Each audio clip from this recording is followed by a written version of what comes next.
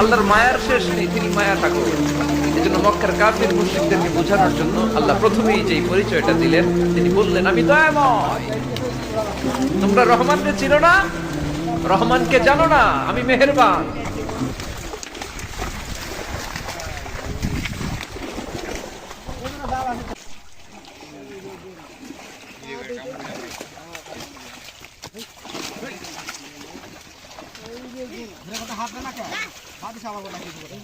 ধরো